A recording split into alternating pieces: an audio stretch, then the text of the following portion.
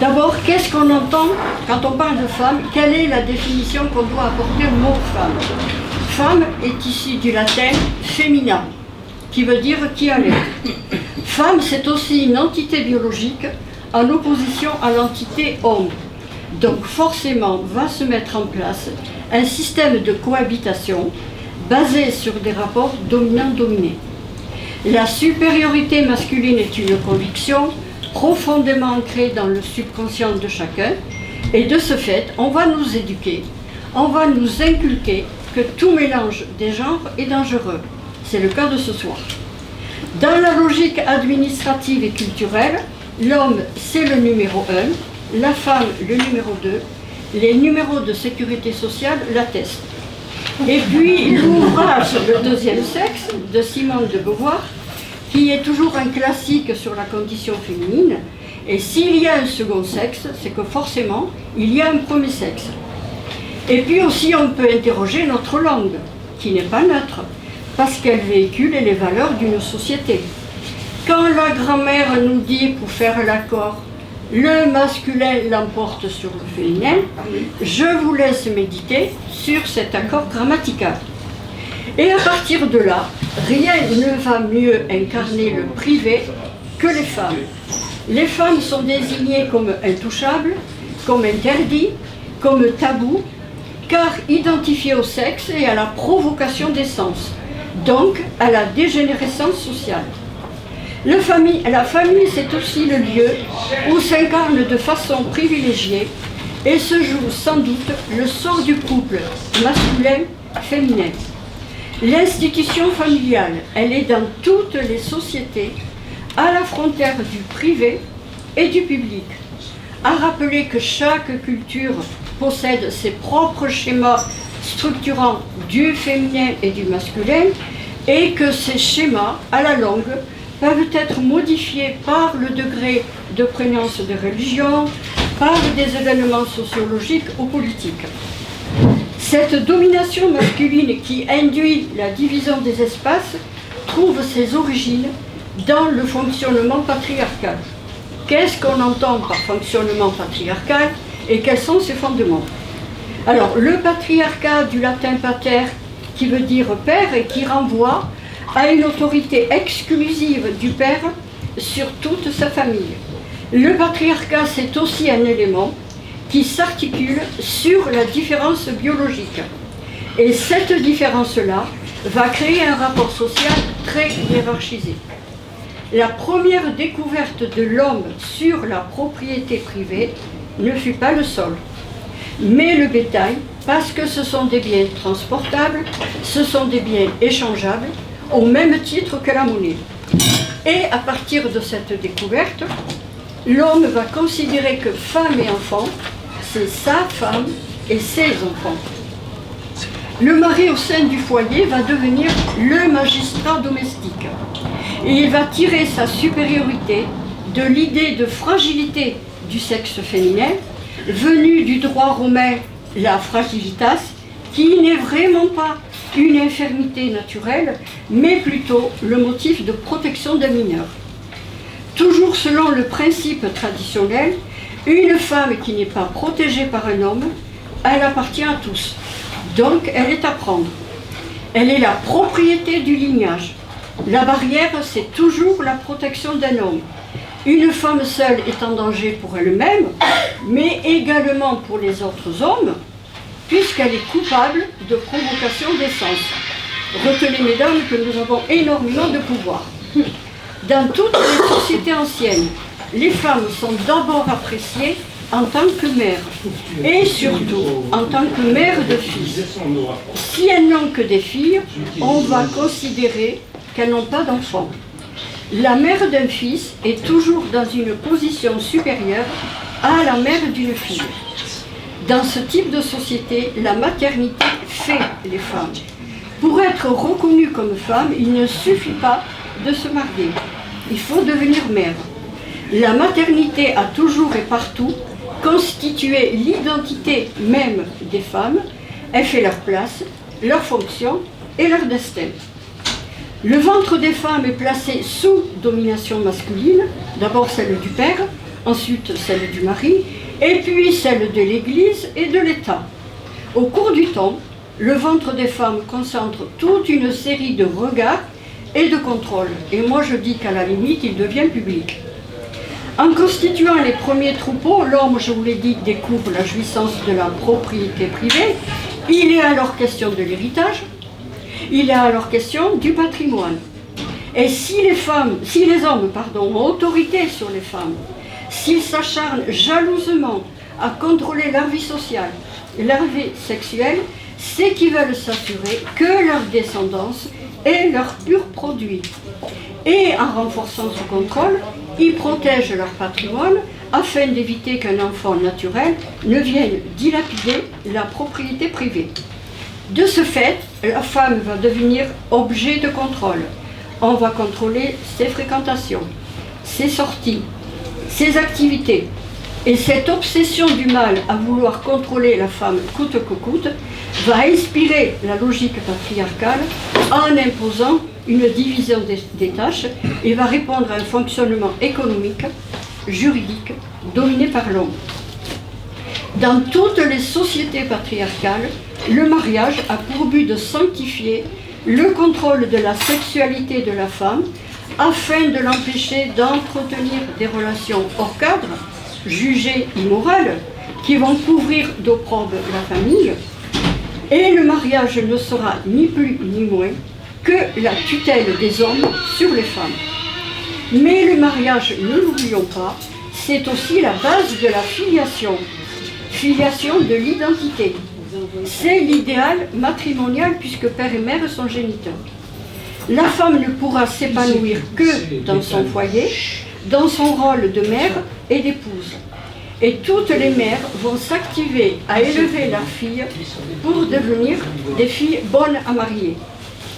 Très souvent, quand on parle de société patriarcale, on fait aussi allusion à société traditionnelle. Il faut savoir que leurs fonctionnements sont étroitement liés. Petit à petit, grâce à l'arrivée de l'industrialisation, du capitalisme, un autre fonctionnement va émerger et il s'agit de la modernité. Qu'est-ce qu'on entend par modernité ? Alors, en opposition, la modernité a été essentiellement définie comme le recours à la raison, comme critère de jugement et de connaissance. La modernité, outre une attitude philosophique, c'est aussi un critère de rupture.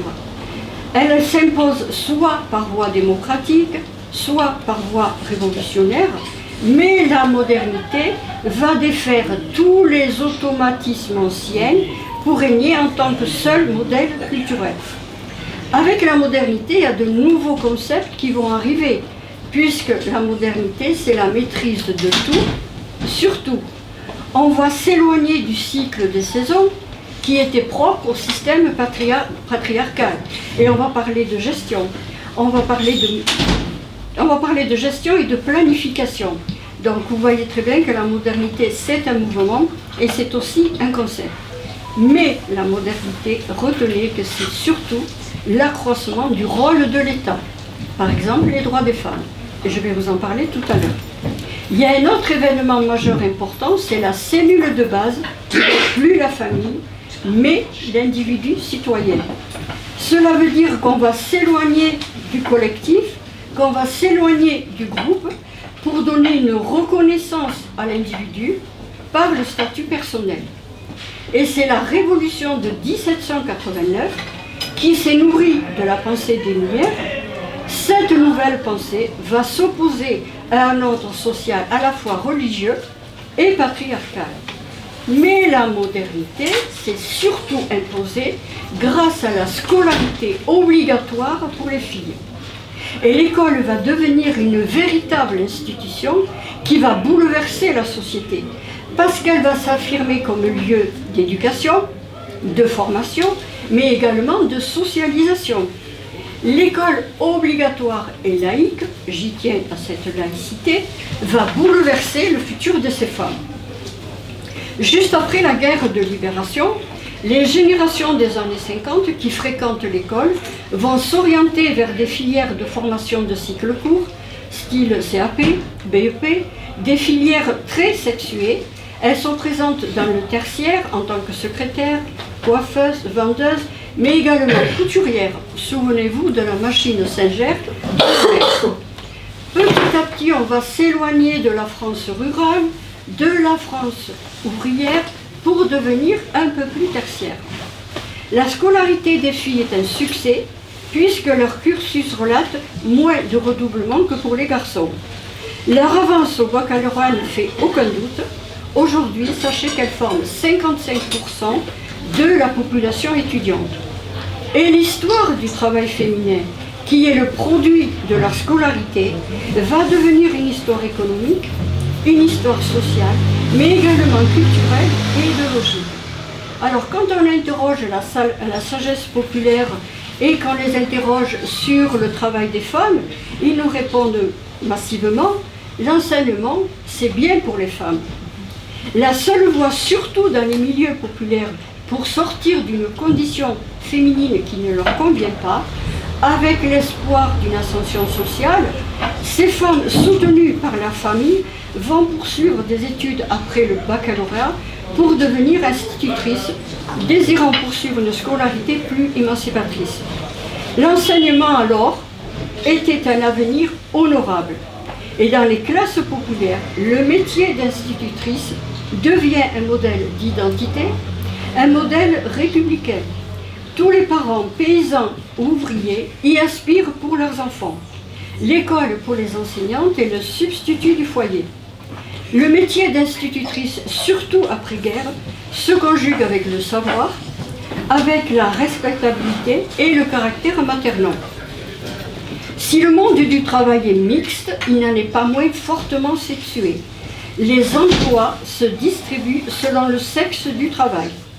Le XXe siècle consolide la position des femmes dans les métiers de l'éducation, du social, de l'assistanat et ceux liés à l'enfance ou au grand âge qui prolongent leur fonction maternelle prétendue naturelle, mais également dans les services où on attend d'elles l'usage de leur qualité féminine.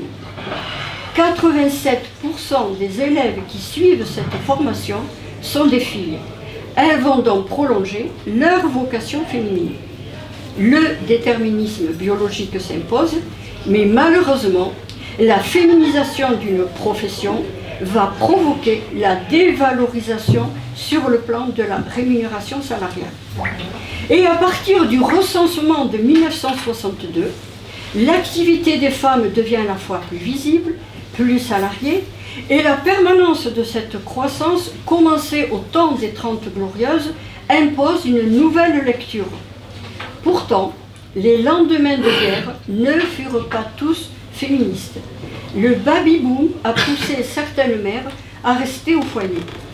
Alors les femmes qui avaient la chance de fréquenter l'université, certaines s'arrêtaient à partir d'une licence, au mieux d'une maîtrise, et elles stoppaient leur carrière à la naissance du premier enfant.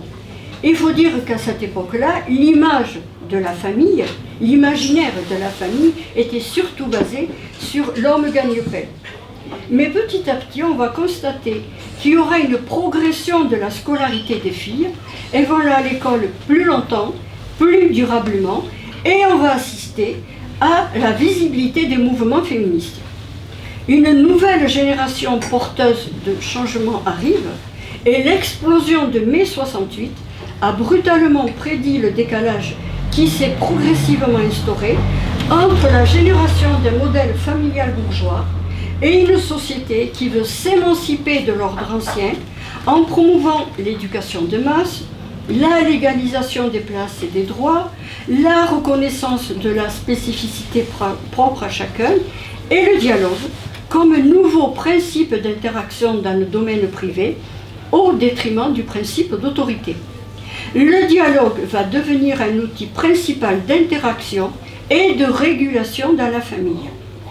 Scission radicale entre la société patriarcale, où seul le père avait le pouvoir du verbe, de l'autorité, les femmes et les enfants avaient l'obligation de s'exécuter. La scission avec le patriarcat est brutale parce qu'elle ne véhicule pas les mêmes valeurs que la société moderne. Le premier système demande aux femmes la soumission au modèle ancien sans condition, et le deuxième système qui forme les filles dans les valeurs républicaines va encourager l'émancipation, l'égalité entre les citoyens, et c'est aussi l'émergence des associations de femmes qui va donner de la visibilité aux aspirations et aux luttes féminines. Le mouvement de libération des femmes arrive comme force politique. Et en 68, encore une fois, l'histoire insurrectionnelle ne s'écrit pas uniquement au masculin. En France, comme dans d'autres pays européens, la présence des femmes elle est visible dans les mouvements où elles participent de manière active. À partir aussi de cette date, il y a deux grandes institutions qui vont perdre de leur autorité, je dirais presque s'effondrer. Il s'agit de l'Église et de l'armée. Durant la décennie 1970, entre le mouvement de libération des femmes et les idées reçues, le torchon brûle. La progression du nombre de femmes actives, l'extension de leur champ d'activité et de leur domaine de compétences, la nécessité aussi de leur salaire pour l'équilibre budgétaire du foyer, les font s'impliquer. Que réclament les femmes? Les femmes réclament le droit à l'égalité. Il est alors question d'émancipation, d'affranchissement, donc des valeurs purement démocratiques, contradictoires avec la représentation de la femme mineure. Les luttes des féministes sur le terrain du droit ont pour but un changement fondamental. Et à partir du droit, la critique féministe vise la dépendance conjugale avec le droit de décision. Elle réclame le droit au suffrage, le droit à un salaire égal pour un travail égal. Et il est évident que si on interroge le droit, qui est quand même l'instrument de mesure juridique et d'égalité qui régit les rapports sociaux hommes-femmes, eh bien les tensions elles sont compréhensibles, et il y a même des situations ubuesques, je vais en citer 12 ou 3. On sait tous que les femmes sont déclarées majeures civilement à 21 ans, mais même cette majorité les limite à bien des égards. Je vais citer l'exemple des premières avocates. Alors c'est quand même un métier qui est fondé sur l'art oratoire, qui est considéré comme si peu féminin. Il faut attendre 1900 pour que le Parlement vote une loi leur donnant le droit d'exercer. Donc elles peuvent plaider, mais elles ne peuvent toujours pas voter. Il faut attendre l'ordonnance d'octobre 1944 pour que les femmes puissent avoir accès au vote. Encore une situation ubuesque.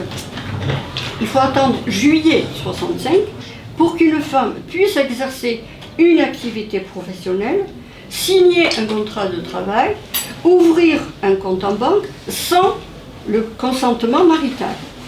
Et puis une loi très importante, la loi de 1970, qui abolit la puissance paternelle au profit du partage de l'autorité entre père et mère, et cette loi va signer symboliquement la sortie juridique de l'ordre patriarcal. Et enfin une loi gravée dans le marbre en 1972, la loi à travail égal, salaire égal. Mais les revendications des femmes ne s'arrêtent pas là, parce qu'elles demandent la liberté de disposer de leur corps. Les nombreux slogans « Mon ventre m'appartient », « Un enfant quand je veux », ces slogans des années 70 qui clament la volonté des femmes à se réapproprier leur corps, et elles veulent dissocier sexualité et fécondité. Et elles refusent la maternité comme un destin naturel et conjugal. Il faut bien comprendre que toutes les inégalités entre hommes et femmes viennent de cette vision du rôle et des corps. Le corps maternel qui produit des êtres, c'est certes fascinant, il représente un grand danger. Et les hommes en ont peur, ils veulent à tout prix le contrôler.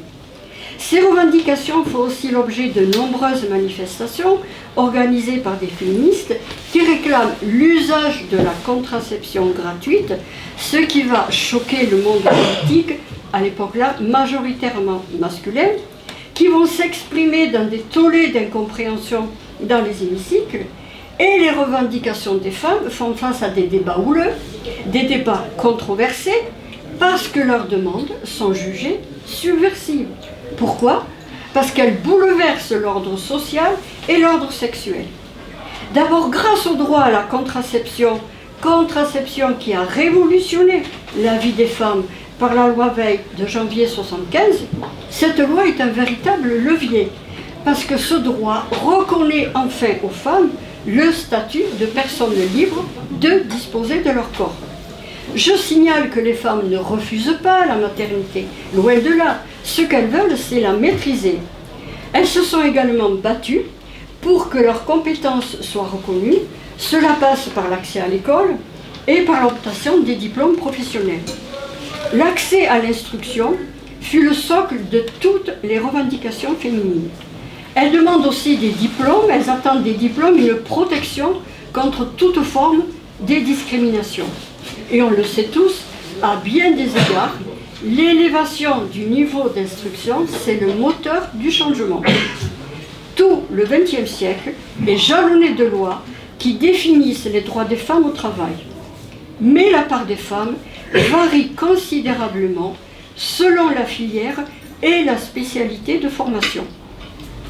Dès l'expression du choix d'orientation dans les lycées, les femmes, quelles que soient leurs origines sociales ou leur parcours scolaire, elles vont s'orienter moins que les garçons vers les filières sélectives ou scientifiques, à l'exception des métiers de la santé. Il reste encore des professions comme les fonctions de chef d'établissement ou la fonction d'inspecteur académique qui sont de véritables niches masculines où les femmes sont peu présentes. On retrouve les femmes dans les formations les plus mixtes, entre 45 et 55% de femmes et d'hommes, qui exercent le métier de magistrate, d'avocat, de journaliste, de médecin, de pharmacien. Et dans les dernières années, la proportion des femmes s'accroît parmi les jeunes commissaires de police et les ingénieurs. Alors que les métiers de l'enseignement ont perdu de leur superbe et les femmes restent majoritaires à exercer. Les choix professionnels sont conditionnés par les origines sociales, je vous l'ai dit, et on constate la disparition des filles dans les formations à l'informatique. On n'en trouve que 20%. Alors moi j'ai toujours rencontré des geeks, et à ce jour je n'ai pas rencontré de geekettes. On retrouve des femmes au poste de pouvoir, oui il y en a, mais elles sont minoritaires. Et le profil de ces femmes qui deviennent administratrices, dirigeantes, ce sont des femmes qui sortent des grandes écoles, HEC, Polytechnique, ENA, et elles sont déjà filles de dirigeants, principalement issus de milieux sociaux parisiens très favorisés. Donc je vous le dis, les inégalités subsistent. Cela commence par la seule connaissance des filières et des carrières. Et les enfants des classes modestes n'ont pas accès à ces informations. Et puis je ne peux pas parler du travail des femmes sans évoquer le temps partiel, qui touche une femme sur 3 et qui est très répandu dans les emplois où les femmes sont le plus présentes. Quand dans un couple, un sacrifice doit être fait pour mieux gérer la vie domestique, accueillir la vie de l'enfant, c'est toujours la femme qui va se sacrifier au détriment de sa carrière. Quoi qu'il en soit, le travail des femmes est devenu la norme, et il faut dire et redire le poids indiscutable de l'activité féminine dans le fonctionnement économique. Il faut savoir que plus de la moitié de la population active sont des femmes. Et aujourd'hui, 60% d'enfants sont éduqués dans un couple biactif. Pour les femmes, travailler, c'est devenu une nécessité, parce qu'il signifie se suffire, acquérir une autonomie. Elles peuvent aussi désormais rompre un lien que seule la dépendance financière autrefois maintenait. Le mariage a cessé d'être une activité, a cessé d'être une contrainte de survie. On sait aussi que le travail libère les femmes en couple d'une dépendance matérielle. même si elles sont plus nombreuses à gagner moins que leurs conjoints. Et avant de conclure, moi je veux souligner 2 faits sociologiques qui sont très importants. Dans la société moderne, les femmes qui sont amenées à se déplacer pour répondre à des impératifs professionnels, des mutations, eh bien ces femmes-là vont réussir à casser le rythme de l'endogamie sociale et géographique que connaissaient les femmes dans la société patriarcale. Même si ces dernières travaillaient, elles ne s'éloignaient pas du foyer parental ou conjugal. Autrement dit, le proverbe qui nous dit « marie-toi devant ta porte avec les gens de ta sorte » est complètement obsolète. Ces femmes modernes, grâce à leur dynamique socio-professionnelle, vont pouvoir exister, exercer différemment, en poussant les limites de l'enfermement. Mais également, elles vont chambouler aussi les choix matrimoniaux en les diversifiant. Un autre fait aussi que j'ai constaté, c'est que les femmes aujourd'hui, elles se présentent différemment. Je parle de femmes mariées. Une femme mariée peut faire souvent suivre son nom de jeune fille. C'est juste pour rappeler sa généalogie, pour dire qu'elle ne veut pas se noyer dans le lien marital. Il y a une 50aine d'années, cette pratique était utilisée uniquement par les cadres supérieurs, en particulier chez les médecins ou les femmes avocates. Alors je vais conclure. Oui, bien sûr, je suis obligée de reconnaître qu'il y a des évolutions, mais il reste quand même des corrections à apporter. Alors comment changer? Cela passe par notre manière d'éduquer, par notre manière d'être et de valoriser le soi. L'éducation, ne l'oublions pas, est un facteur important de mutation sociale et culturelle qui peut faire évoluer les sociétés. Mais vous, messieurs, vous commencez à changer, un tout petit peu. Je suis obligée de le dire. Je dis un tout petit peu parce que je vous rappelle les statistiques, 80% des tâches ménagères sont assumées par les femmes. Il y a encore un effort à apporter. Après, je vais émettre juste une opinion tout à fait personnelle. Moi, je reste convaincue que le progrès de la civilisation sont à espérer du côté de la mixité. On est bien d'accord, on a tous à gagner à vivre ensemble, en veillant à ce que l'égalité entre les sexes doit être perçue au nom d'une volonté de plus de justice sociale. Alors, je vais terminer, parce que je sais qu'on est à quelques jours de la journée de la femme, et j'ai une pensée particulière pour les femmes victimes de violences conjugales. L'an dernier, il y a eu quand même 102 féminicides, et c'est une catastrophe. Je pense aussi à toutes ces pionnières du féminisme, à ces femmes engagées qui ont osé mettre le feu au bastion de l'ignorance et de l'injustice. Et là, je vais faire une proximité affective. Je n'oublie pas la génération de nos mères, de nos grands-mères, qui ont subi la domination masculine. Je pense aussi à toutes ces déracinées, ces femmes exilées, qui ont essuyé bien des larmes, ont subi des humiliations, dont certaines ne retiennent que leurs accents, ces mères qui nous ont éduqués comme elles ont pu, sous le regard de la République, pour faire de nous des citoyennes libres. Et je termine par une phrase indéniable, personne ne pourra la contester.